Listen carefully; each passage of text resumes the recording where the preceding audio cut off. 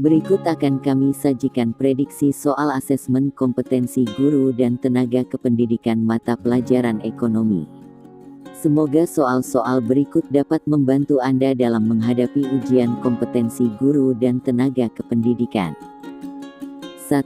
Adanya ketidakseimbangan antara kebutuhan yang tidak terbatas dengan alat pemuas kebutuhan yang terbatas merupakan A. Masalah ekonomi. B. Masalah ekonomi. C. Kejadian ekonomi. D. Inti masalah ekonomi. E. Kelangkaan. Jawabannya adalah D. Inti masalah ekonomi. 2. Suatu daerah yang baru terkena musibah banjir, mengalami kelangkaan air bersih sehingga banyak yang terjangkit penyakit kulit gatal-gatal. Berdasarkan informasi tersebut yang menyebabkan air bersih langka adalah A. Harga air bersih cenderung naik. B. Kebutuhan air bersih tak terbatas. C. Setiap orang memaksimumkan kepuasannya. D. Persediaan tidak sesuai dengan rencana. E. Sumber air bersih tercemar kotoran. Jawabannya adalah E. Sumber air bersih tercemar kotoran. 3. Masalah mendasar dalam ilmu ekonomi adalah A. Mengurangi masalah kemiskinan dan menciptakan distribusi pendapatan yang adil dan merata. B. Menentukan harga yang tepat atas barang, jasa sesuai dengan biaya-biaya yang dikeluarkan untuk memproduksi barang, jasa tersebut. C. Mengurangi eksternalitas negatif yang ditimbulkan dari setiap kegiatan ekonomi. D. Mengoptimalkan penggunaan sumber daya yang jumlahnya terbatas untuk memenuhi kebutuhan masyarakat. E. Memacu pertumbuhan ekonomi sebuah negara dengan harapan kemakmuran akan tercipta. Jawabannya adalah D. Mengoptimalkan penggunaan sumber daya yang jumlahnya terbatas untuk memenuhi kebutuhan masyarakat. 4. Pak Agus, seorang karyawan perusahaan swasta di kota X, memperoleh gaji Rp3,00 per bulan. Karena ingin memiliki usaha sendiri, dia berhenti dari perusahaan tempat bekerja dan mendirikan industri batako. 1 bulan Rp5,00, beli bahan Rp1.500.000, upah karyawan Rp2.000 dan biaya lain-lain Rp750.000. Biaya peluang yang dikorbankan Pak Agus adalah A. Rp4.250.000, B. Rp3.000, C. Rp2.000, D.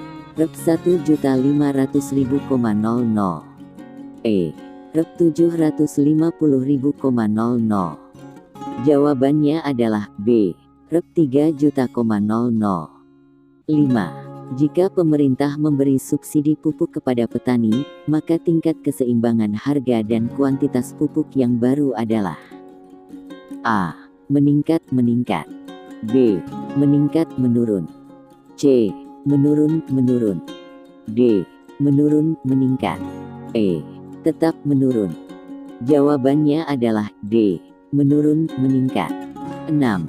Jika koefisien elastisitas barang X dan Y adalah negatif, maka kenaikan harga barang X akan berdampak negatif pada A. Kenaikan permintaan barang X, B. Kenaikan permintaan barang Y, C.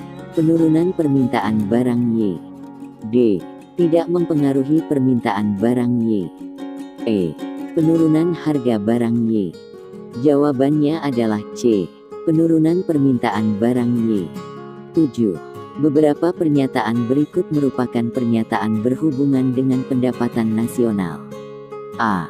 Membantu dan membuat rencana serta melaksanakan pembangunan secara bertahap.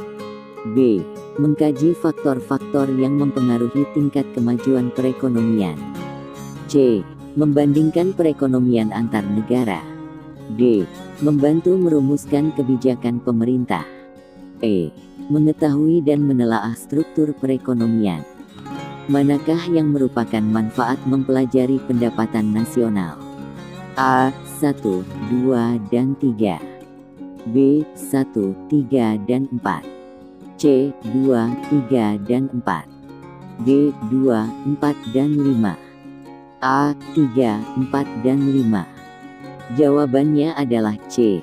2, 3, dan 4. 8. Selain dari pajak, sumber penerimaan negara dapat berasal dari kecuali A. Keuntungan perusahaan negara, BUMN. B. Pinjaman. C. Denda-denda. D. Pendapatan perseorangan. E. Hibah. Jawabannya adalah D. Pendapatan perseorangan. 9.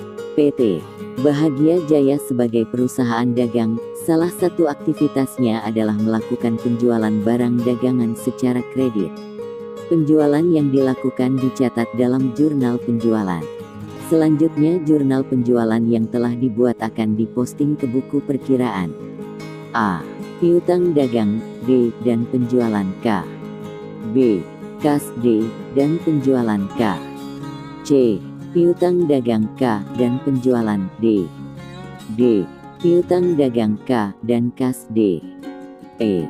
Piutang dagang D. Dan penjualan D. Jawabannya adalah A. Piutang dagang D. Dan penjualan K. 10. Jumlah angkatan kerja yang besar tidak dibarengi dengan kualitas SDM yang memadai. Hal tersebut ditandai bahwa sebagian besar dari pengangguran adalah lulusan SMK yang belum siap memasuki dunia kerja. Untuk mengatasi kesenjangan tersebut perlu dilakukan usaha meningkatkan kualitas SDM dengan cara A. Meningkatkan fasilitas teknologi yang lebih modern. B. Memperbanyak proyek padat karya dan padat modal. C. Mengirim karyawan dan manajer bekerja di luar negeri. D. Meningkatkan upah, gaji. E. Penyelenggaraan berbagai latihan kerja dan sertifikasi profesi. Jawabannya adalah E. Penyelenggaraan berbagai latihan kerja dan sertifikasi profesi. 11.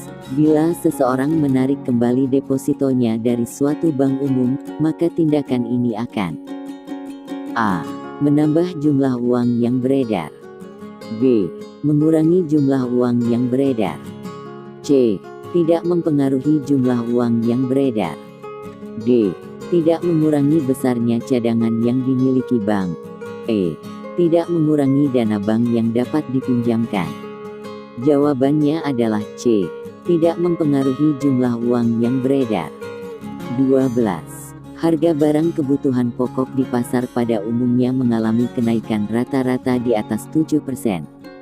Hal yang sangat berdampak bagi masyarakat adalah A. Meningkatkan daya beli masyarakat terhadap barang dan jasa. B. Menurunkan daya beli masyarakat terutama berpenghasilan tetap. C. Meningkatkan pendapatan real masyarakat. D. Meningkatkan daya saing akibat tingginya harga. E. Menurunkan tingkat kreativitas masyarakat. Jawabannya adalah B. Menurunkan daya beli masyarakat terutama berpenghasilan tetap. 13. Pengaruh penerapan kebijakan moneter yang kontraktif oleh Bank Indonesia terhadap kurva permintaan agregat adalah A. Bergeser ke kanan. B. Bergeser ke kiri. C.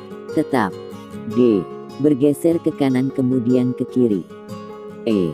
Bergeser ke kiri kemudian ke kanan. Jawabannya adalah B. Bergeser ke kiri. 14. Kebijakan pemerintah untuk membatasi jumlah barang yang diimpor merupakan kebijakan A. Tarif. B. Dumping. C. Proteksi. D. Kuota. E. Fiskal. Jawabannya adalah D. Kuota. 15. Indonesia melakukan kerjasama dalam perdagangan internasional dengan Jepang. Indonesia mengekspor gas alam cair dan hasil bumi, sedangkan dari Jepang Indonesia mengimpor kendaraan karena lebih murah dibandingkan memproduksi sendiri. Faktor yang melandasi perdagangan Indonesia dengan Jepang adalah A. Perbedaan sumber daya manusia. B. Perbedaan selera konsumsi masyarakat. C. Penghematan biaya produksi efisiensi. D. Perbedaan penggunaan bahan baku produksi. E. Kerjasama kawasan negara tetangga. Jawabannya adalah C. Penghematan biaya produksi efisiensi. 16. Akbar adalah seorang siswa di SMA Atas Awan sekaligus sebagai anggota koperasi di sekolahnya. Pada pertengahan tahun, setelah dibagi rapor semester ganjil, dia pindah sekolah mengikuti orang tuanya yang pindah tugas ke luar kota. Pernyataan yang tepat terhadap kasus di atas adalah A. Keanggotaan Akbar di koperasi sekolah tersebut dapat dilanjutkan oleh temannya. B. Keanggotaan Akbar di koperasi sekolah tersebut dapat digantikan oleh siswa baru. C. Keanggotaan Akbar di koperasi sekolah tersebut dapat diisi siswa lain dengan persetujuan pengurus. D. Keanggotaan Akbar di koperasi sekolah tersebut berakhir dan tidak dapat diganti. E. Keanggotaan Akbar di koperasi sekolah tersebut dapat dilanjutkan sampai tamat sekolah. Jawabannya adalah D. Keanggotaan Akbar di koperasi sekolah tersebut berakhir dan tidak dapat diganti. 17. 4 unsur dalam marketing mix adalah A. Price Product Distribution Less. D. Product Price Promotion Place. C. Price Place Promotion Services. D. Product Quality Quantity Promotion. E. Promotion, Distribution, Quality Product. Jawabannya adalah B. Product Price Promotion Place. 18. Level manajemen yang mendapat tugas melakukan fungsi pengawasan controlling adalah A. Kepala unit. B. Kepala bagian. C. Manajer lini. D. Direktur. E. Komisaris. Jawabannya adalah A. Kepala unit. 19. Bidang akuntansi yang kegiatannya bertujuan untuk menghasilkan informasi keuangan untuk pihak luar perusahaan, misalnya pemilik perusahaan, bank atau kreditur yang lain, pemerintah, investor, pelanggan, pemasok adalah fungsi dari bidang A. Akuntansi manajemen. B. Akuntansi keuangan. C. Akuntansi biaya. D. Akuntansi penganggaran. E. Akuntansi perpajakan. Jawabannya adalah B. Akuntansi keuangan. 20. Perusahaan yang bergerak di bidang pembelian barang dagangan produk jadi, finished goods, dan menjualnya kembali tanpa mengubah bentuk dengan tujuan untuk memperoleh keuntungan, laba, adalah perusahaan A. Perusahaan jasa. B. Perusahaan dagang. C. Perusahaan manufaktur. D. Perusahaan terbuka. E. Perusahaan tertutup. Jawabannya adalah B. Perusahaan dagang. 21. Bila diketahui selama suatu periode jumlah aset telah bertambah dengan Rp 40 juta, dan jumlah kewajiban telah bertambah dengan Rp 18 juta, selama periode itu, maka besar modal selama periode tersebut A. Bertambah dengan Rp 58 juta, B. Berkurang dengan Rp 58 juta, C. Bertambah dengan Rp 22 juta, D. Berkurang dengan Rp 22 juta, E. Tidak bertambah atau berkurang. Jawabannya adalah C. Bertambah dengan Rp 22 juta, Terima kasih telah menyaksikan video prediksi soal asesmen kompetensi guru dan tenaga kependidikan. Semoga bermanfaat dan barokah. Amin.